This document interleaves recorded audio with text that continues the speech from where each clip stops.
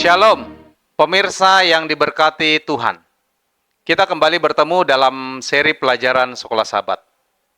Sebelum kita melanjutkan seri pelajaran ini, mari kita bersatu di dalam doa. Bapa yang di surga, kami bersyukur untuk kesempatan yang baik ini, di mana Tuhan kembali mengizinkan kami untuk bersama-sama belajar melalui kanal YouTube ini.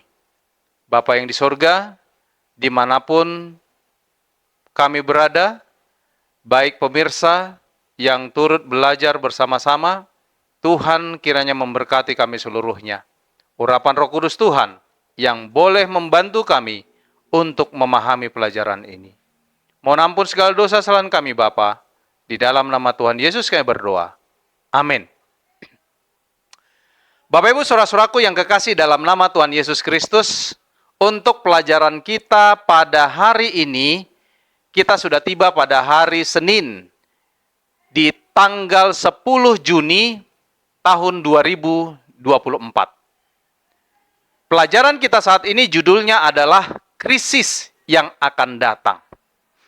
Bapak Ibu saudara-saudaraku yang kekasih, nubuatan tanda binatang yang terdapat di dalam Wahyu pasal 13 ini memberitahu kita tentang tahap perang iblis yang paling sengit dan terburuk melawan Allah. Sejak Yesus mati di kayu salib, Bapak Ibu sekalian, musuh telah mengetahui bahwa ia telah kalah. Tetapi ia bertekad, Bapak Ibu sekalian, untuk menjatuhkan sebanyak orang kalah bersama-sama dengan dia. Strategi pertama dari iblis yaitu kampanye menawarkan penipuan. Ketika penipuan tidak berhasil, dia menggunakan teknik yang lain, yaitu apa? Kekerasan. Pada akhirnya Bapak Ibu sekalian, dia berada di balik keputusan bahwa siapapun yang menolak untuk menyembah binatang itu atau menerima tandanya akan dihukum mati. Tentu saja Bapak Ibu sekalian, penganiayaan agama bukanlah hal yang baru. Hal ini sudah ada sejak zaman Kain membunuh Habel karena mematuhi perintah Allah. Bapak Ibu saudara-saudaraku yang kekasih, Yesus mengatakan bahwa hal itu juga akan terjadi di antara orang-orang percaya zaman saat ini. Kita bisa lihat itu di dalam kitab Yohanes 16 ayat yang kedua, lalu kitab Matius pasal 10 ayat 22, lalu kitab 2 Timotius pasal 3 ayat 12, dan yang terakhir Bapak Ibu sekalian, 1 Petrus 4 ayat 12. Mari kita lihat satu persatu. Kitab Yohanes 16 ayat yang kedua. Kamu akan dikucilkan, bahkan akan datang saatnya bahwa setiap orang yang membunuh kamu akan menyangka bahwa ia berbuat bakti bagi Allah. Lalu kita lihat Bapak Ibu sekalian dalam kitab Matius pasal 10 ayat 22. Dan kamu akan dibenci semua orang oleh karena namaku. Tetapi orang yang bertahan sampai pada kesudahannya akan selamat.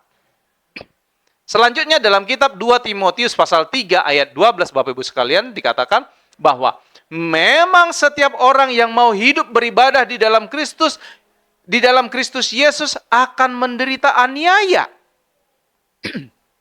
Dan selanjutnya dalam 1 Petrus 4 ayat 12.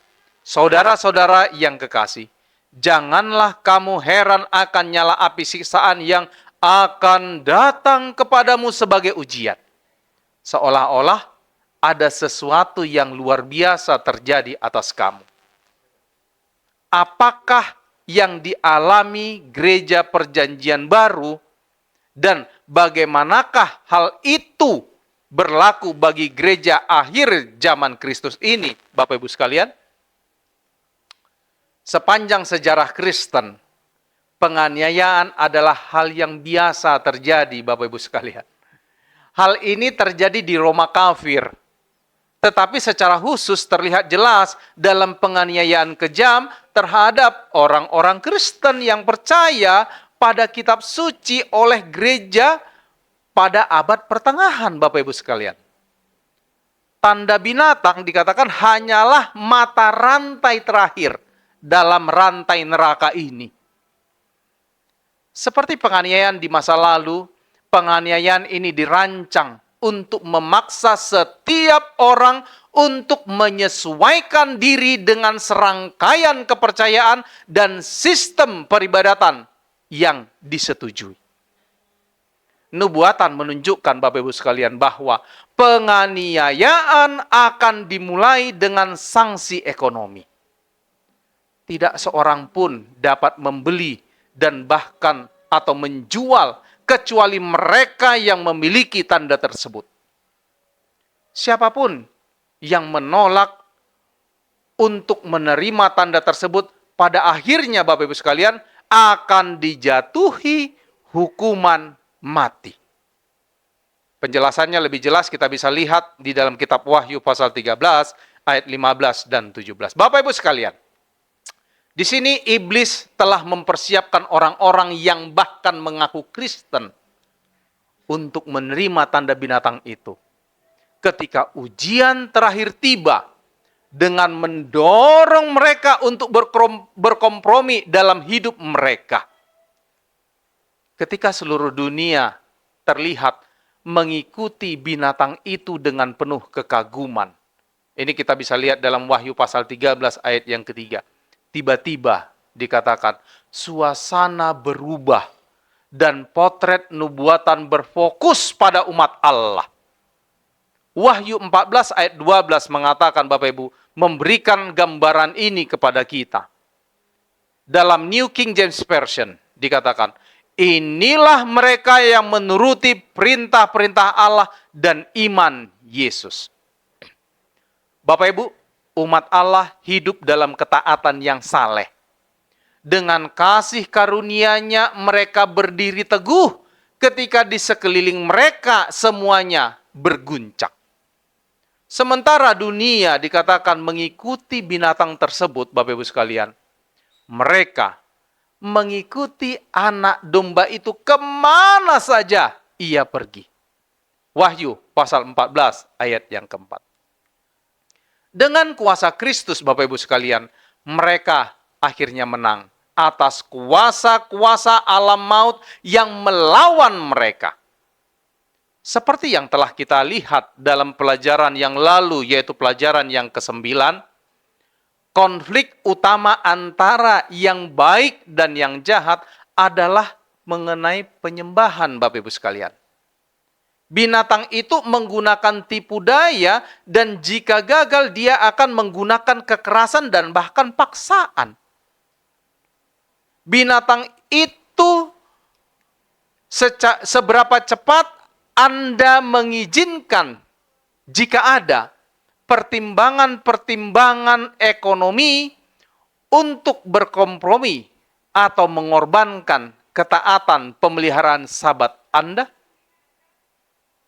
Tuhan memberkati. Mari kita akhiri pelajaran kita pada saat ini dengan berdoa.